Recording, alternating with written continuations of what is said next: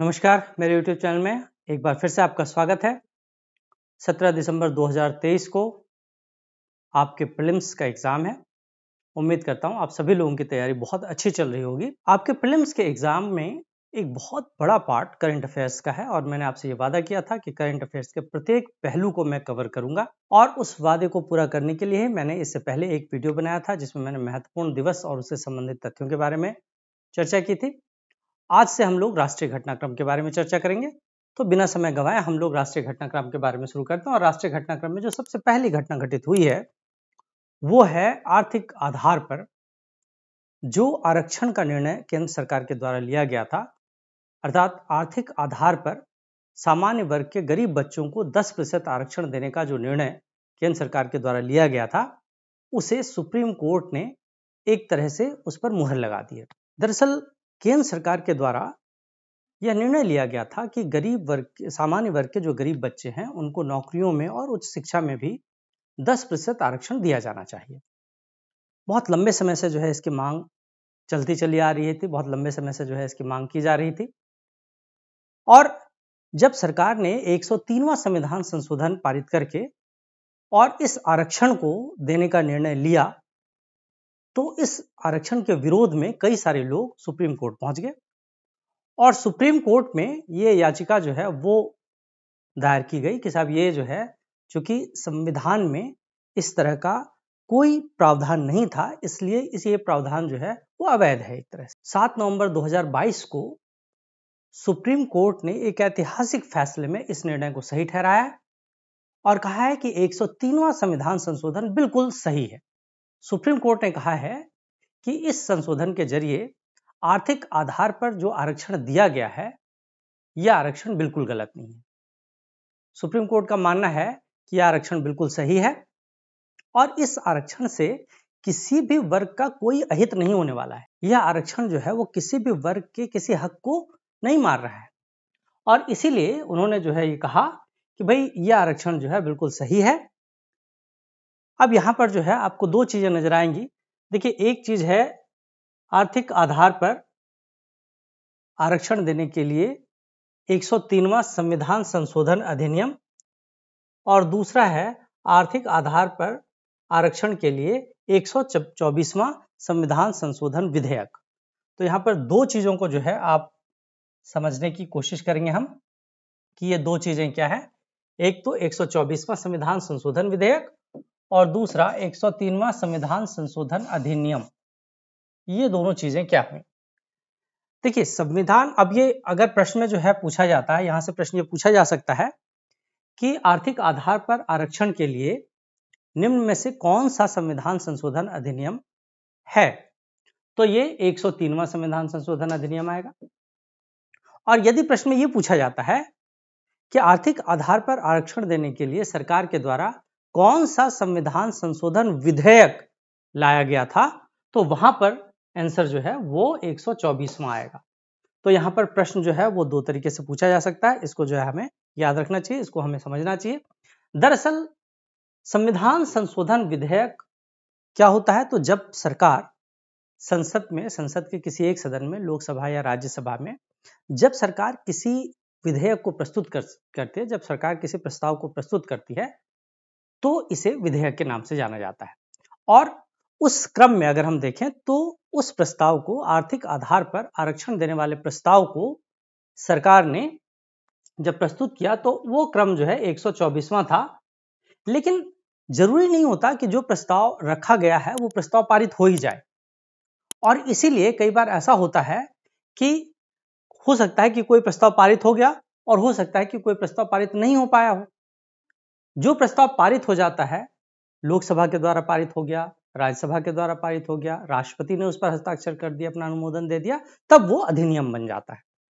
और इसीलिए कई बार ये अगर 124वां संविधान संशोधन विधेयक है तो अधिनियम बनने के बाद जो इसका क्रम है वो 103वां है। ऐसा इसलिए क्योंकि कई सारे जो है संविधान संशोधन विधेयक लंबित हैं और इस वजह से वो अधिनियम नहीं बन पाए। तो इस लिहाज से अगर देखा जाए तो 103वां संविधान संशोधन विधेयक और 103वां संविधान संशोधन अधिनियम और 124वां संविधान संशोधन विधेयक, इन दोनों को जो है हमें याद रखना चाहिए। साथ ही साथ जो है 103वें संविधान संशोधन के जरिए संविधान के अनुच्छेद 15(6) और 16(6) इन दोनों को जो है इसमें जोड़ा गया है। तो यहां से प्रश्न ये भी बन सकता है कि इस संविधान संशोधन अधिनियम के जरिए कौन कौन से अनुच्छेद संविधान में जोड़े गए हैं। तो अनुच्छेद 15(6) और अनुच्छेद 16(6) ये दो अधिनियम जो है इसमें जोड़े गए हैं। तो यहां से जो प्रश्न बन सकते हैं वो प्रश्न जो है वो मैंने आपको बताया। सामान्य वर्ग के गरीबों को नौकरी और उच्च शिक्षा में 10% आरक्षण देने के लिए 124वां संविधान संशोधन विधेयक जो है 8 जनवरी 2019 को लोकसभा से पारित हुआ था, 9 जनवरी 2019 को राज्यसभा से पारित हुआ था और उसके बाद राष्ट्रपति का अनुमोदन होने के पश्चात जो है वो ये 103वां संविधान संशोधन के अधिनियम के रूप में जो है अस्तित्व में आया था। तो ये हमने पहला राष्ट्रीय घटनाक्रम जो है, देखिए जो राष्ट्रीय घटनाक्रम है मैं आपको बता दूं कि यदि आपका एग्जाम 17 दिसंबर 2023 को हो रहा है तो आप ये मान कर चलें कि इससे पहले के 1 वर्षों का जो करंट अफेयर्स है वो आपके एग्जाम में आने की उम्मीद रहती है। और इसीलिए मैंने नवंबर से लेकर और दिसंबर तक का जो है करंट अफेयर्स जो है वो मैंने उठाया है और ये मैं पूरा का पूरा एक एक टॉपिक जो है वो इसमें मैं कवर करता हुआ चलूंगा। तो यहाँ पर जो है ये पहला एक राष्ट्रीय घटनाक्रम जो है घटित हुआ था, उसके बारे में जो हम लोगों ने बात की। अब हम दूसरे राष्ट्रीय घटनाक्रम के बारे में बात करते हैं जिसमें जो है केंद्रीय मंत्रिमंडल ने विधि आयोग का कार्यकाल जो है वो बढ़ाकर 31 अगस्त 2024 तक कर दिया है। अब यहाँ पर जो है हमें समझने की बात क्या है, सबसे पहले समझने की बात तो यह है कि ये विधि आयोग क्या होता है। देखिए भारत में कई सारे जो है ऐसे कानून बनाए गए जो वर्तमान की स्थिति में जो है अप्रासंगिक हो गए, जो वर्तमान की स्थिति में जो है जिनकी कोई आवश्यकता नहीं रह गई। अब इस तरह के जो अप्रासंगिक कानून हैं उनको पहचानने, उनको निरस्त करने की सिफारिश देने का दायित्व जो है विधि आयोग का होता है। साथ ही साथ जो है विधि आयोग या लॉ कमीशन जो है वो कुछ अगर नए विषय हैं जिन पर कानून बनाने की आवश्यकता है तो उन नए विषयों पर कानून बनाने की आवश्यकता की सिफारिश भी जो है वो विधि आयोग करता है। तो अभी जो विधि आयोग गठित हुआ है वो 22वां विधि आयोग गठित हुआ है। इससे पहले 21वां विधि आयोग था जिसका कार्यकाल जो है 2018 में समाप्त हो चुका था। अब 22वां विधि आयोग जो है उसका गठन 21 फरवरी 2020 को किया गया था। विधि आयोग का गठन जो है 3 वर्ष की अवधि के लिए किया जाता है। ये बात जो यहाँ समझ लें हम कि 3 वर्ष की अवधि के लिए जो है इसका गठन किया गया था। इसके अध्यक्ष कौन है, तो इसके अध्यक्ष जो है ऋतुराज अवस्थी हैं। देखिए अब यहाँ पर जो है समझने की बात है कि 2020 में विधि आयोग का गठन किया गया था, लेकिन 2022 तक, नवंबर 2022 तक इसके अध्यक्ष जो है वो नियुक्त नहीं हुए। तो नवंबर 2022 में इसका अध्यक्ष ऋतुराज अवस्थी, न्यायमूर्ति, सेवानिवृत्त न्यायमूर्ति ऋतुराज अवस्थी, उनको जो है नियुक्त करके और उनको जो है उन्होंने तब नवंबर 2022 में जो है पदभार ग्रहण किया था। जाहिर सी बात है कि लगभग 2 सालों के बाद जो है इन्होंने पदभार ग्रहण किया और 21वें विधि आयोग का कार्यकाल जो 21वें, अभी मैंने आपको बताया कि 21वें विधि आयोग का कार्यकाल जो है 2018 को ही समाप्त हो गया था। अब यहाँ 22वें विधि आयोग जो है इसमें एक बहुत महत्वपूर्ण मामला है। देखिए 22वें विधि आयोग में 22वें विधि आयोग का जो काम होगा उसमें ये तो है ही कि आप जो भी अप्रासंगिक कानून हैं उनको जो है निरस्त करने की सिफारिश दे और कुछ नए कानूनों की पहचान जो है करने की सिफारिश। अब यहाँ पर जो है सबसे महत्वपूर्ण बात यह है कि जो नीति निर्देशक तत्व हैं उनमें भी, नीति निर्देशक तत्वों में जो समान नागरिक संहिता है, इस समान नागरिक संहिता से संबंधित मामले पर विचार करने का दायित्व जो है वो 22वें विधि आयोग को सौंपा गया है। तो हम समझ सकते हैं कि इस विधि आयोग के पास जो है बहुत महत्वपूर्ण काम है कि किस तरह से जो है वो समान नागरिक संहिता या कॉमन सिविल कोड को जो है एक कानून के रूप में जो है लाया जाए और पूरे देश के लोग जो है, पूरे देश के नागरिक जो है एक ही कानून से शासित हो सके, इसके संबंध में जो है सिफारिश देने का दायित्व जो है इनको सौंपा गया। तो अपने आप में जो है 22वां विधि आयोग, अगर 22वां विधि आयोग जो है वो समान नागरिक संहिता के ऊपर जो है कुछ सिफारिश देता है तो ये अपने आप में एक बहुत महत्वपूर्ण, विधि आयोग का एक बहुत महत्वपूर्ण सिफारिश जो है वो ये होगी। तो यहाँ पर जो है हमें यहाँ इस टॉपिक से जो है क्या प्रश्न बन सकते हैं, तो इस टॉपिक से पहला प्रश्न तो यही बन सकता है कि 22वें विधि आयोग, वर्तमान में जो है कौन सा विधि आयोग गठित किया गया है, तो वर्तमान में 22वां विधिक आयोग गठित किया गया है। दूसरा प्रश्न ये बन सकता है कि 22वें विधिक आयोग का कार्यकाल जो है कब तक होगा, तो 22वें विधिक आयोग का कार्यकाल जो है 31 अगस्त 2024 तक होगा। 31 अगस्त 2024 तक 22वें विधि आयोग का कार्यकाल होगा। तीसरा प्रश्न ये बन सकता है कि 22वें विधि आयोग के अध्यक्ष जो है वो कौन है? तो 22वें विधि आयोग के अध्यक्ष जो है न्यायमूर्ति, सेवानिवृत्त न्यायमूर्ति ऋतुराज अवस्थी हैं। तो ये प्रश्न जो है यहाँ पर जो है बन सकते हैं। इन प्रश्नों को जो है हम याद रखें। इसके बाद एक बहुत महत्वपूर्ण जो है घटना घटित हुई। हमारे इंटरसेप्टर बैलिस्टिक मिसाइल जो है इंटरसेप्टर AD1 के दूसरे चरण का परीक्षण जो है वो किया गया।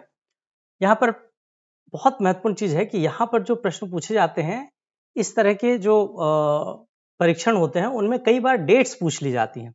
तो हम जरूर डेट्स भी जो है हम लोग जरूर याद रखें। देखिए DRDO के द्वारा जो है 2 नवंबर 2022 को, यहाँ पर बहुत महत्वपूर्ण चीज है, 2 नवंबर 2022 को जो है वो ये APJ अब्दुल कलाम द्वीप जो है, जो इस तरह के जितने भी जो है बैलिस्टिक मिसाइल्स वगैरह होते हैं उनका परीक्षण यहाँ से किया जाता है। यहीं से जो है स्वदेश विकसित बैलिस्टिक मिसाइल जो डिफेंस बैलिस्टिक मिसाइल डिफेंस जो है, जो BMD के नाम से भी जाना जाता है, ये इंटरसेप्टर AD1 इसको नाम दिया गया है। ये इंटरसेप्टर AD1 मिसाइल के दूसरे चरण का परीक्षण किया गया है। ये क्या है AD1 जो है वो लंबी दूरी की जो है इंटरसेप्टर मिसाइल है, और इस लंबी दूरी के इंटरसेप्टर मिसाइल को लंबी दूरी की बैलिस्टिक मिसाइलों के साथ साथ जो हवाई जहाज होते हैं उनके इंटरसेप्शन के लिए, उनके अवरोधन के लिए भी जो है इसका इस्तेमाल किया जाएगा। अर्थात ये जो AD1 होगा ये क्या करेगा? तो ये AD1 जो है इंटरसेप्टर मिसाइल्स वो मिसाइल्स होते हैं जो दुश्मन की तरफ से दागे गए मिसाइल्स को रोकने का काम, उसके लिए जो है एक अवरोध का काम जो है करते हैं, उनको नष्ट करने का काम करते हैं। तो ये इंटरसेप्टर बैलिस्टिक मिसाइल्स होते हैं। तो इंटरसेप्टर बैलिस्टिक मिसाइल न केवल मिसाइल्स को जो है इंटरसेप्ट करने का काम करेंगे, बल्कि हवाई जहाजों को भी जो है इंटरसेप्ट करने का काम करेंगे। इसको इस तरह से जो है वो डिजाइन किया गया है। ये क्या है? तो इसमें जो है ये एक 2 स्टेज वाली ठोस मोटर द्वारा संचालित है और लक्ष्य को सटीक रूप से दागने के लिए स्वदेशी रूप से विकसित एडवांस कंट्रोल सिस्टम, नेविगेशन और गाइडेंस एल्गोरिदम, ये सारी चीजें जो है इनसे ये लैस हैं। तो यहाँ पर जो है जो प्रश्न बन सकता है वो बन सकता है कि AD1 क्या है? तो यहाँ पर हो जाएगा कि AD1 जो है वो एक ballistic missile defence interceptor missile है। तो यहाँ पर जो है एक प्रश्न यहाँ पर ये बन जाता है। दूसरी एक चीज जो है, दूसरा एक और घटनाक्रम जो है रुद्रम क्या है? ये एक फैक्ट जो है वो मैं आपको बता दूं कि रुद्रम जो है वो हवा से सतह पर मार करने वाली, यहाँ पर प्रश्न यही बनेगा कि रुद्रम क्या है? तो रुद्रम जो है वो हवा से सतह पर मार करने वाली एक एंटी रेडिएशन मिसाइल है। इसका विकास भी जो है DRDO के द्वारा किया गया है। और इसका विकास जो है क्यों किया गया? दरअसल एंटी रेडिएशन मिसाइल्स क्या होती हैं? तो एंटी रेडिएशन मिसाइल्स जो है वो दुश्मन देश की रडार, उनकी जो संचार परिसंपत्तियां होती हैं या अन्य प्रकार के जो फ्रीक्वेंसीज रिसोर्सेज होते हैं, फ्रीक्वेंसी सोर्सेज होते हैं, उनको जो है उनका पता लगाने में, उनको ट्रैक करने में, उनको बेअसर करने में इनका जो है इस्तेमाल किया जाता है। तो अपने आप में बहुत महत्वपूर्ण जो है ये एंटी रेडिएशन मिसाइल्स हैं, जो कि दुश्मन देशों की रडार को इंटरसेप्ट करने का काम करते हैं, रडार का पता लगाने का, जो उनके संचार परिसंपत्तियां हैं अर्थात जो भी उनके टेलीकम्युनिकेशंस वगैरह के जो है जो साधन होते हैं, साथ ही साथ जो है तमाम तरह के जो फ्रीक्वेंसी सोर्सेज जो हम पकड़ते हैं या उनको जो है ट्रेस करते हैं, उनका पता लगाने में जो है ये हवा से सतह पर मार करने वाली एंटी रेडिएशन मिसाइल होंगी। अब रुद्रम जो है, रुद्रम बेसिकली जो है क्या है? तो रुद्रम जो है वो संस्कृत का जो है एक शब्द है, और रुद्रम का मतलब क्या होता है? तो रुद्रम का मतलब होता है दुखों का निवारण। अर्थात रुद्रम जो है वो क्या है? तो वो एक ऐसी एंटी रेडिएशन मिसाइल है जो अपने देश के दुखों के निवारण में काम आने वाली है ना। रुद्रम जो है अगर इसको हम इसके वर्ड्स को जो है अगर हम देखें तो रुद्रम में ARM ये 3 अक्षर जो है वो शामिल है। ARM का मतलब क्या है? तो एंटी रेडिएशन मिसाइल है ना। तो इस तरह से ये एक एंटी रेडिएशन मिसाइल है। हालांकि इसको जो है सुखोई 30 MKI जेट विमान जो होते हैं उनसे जो है उनसे इस मिसाइल का परीक्षण किया गया है, लेकिन इनको इस तरह से डिजाइन किया गया है कि दूसरे लड़ाकू जेट विमानों से भी जो है इनका परीक्षण किया जा सकता है या इनको जो है दागा जा सकता है। तो इस तरह से रुद्रम जो है वो क्या है? तो हवा से सतह पर मार करने वाली जो है वो एक एंटी रेडिएशन मिसाइल है। इसमें यही प्रश्न पूछा जा सकता है कि रुद्रम क्या है? तो आप जो है इस प्रश्न को जो है, इस प्रश्न का जवाब आप याद रखें कि रुद्रम क्या है? तो रुद्रम जो है वो हवा से सतह पर मार करने वाली एक एंटी रेडिएशन मिसाइल। अगले राष्ट्रीय घटनाक्रम के बारे में बात करें तो एक बहुत महत्वपूर्ण घटना जो है घटित हुई 18 नवंबर 2022 को, और ये घटना क्या थी?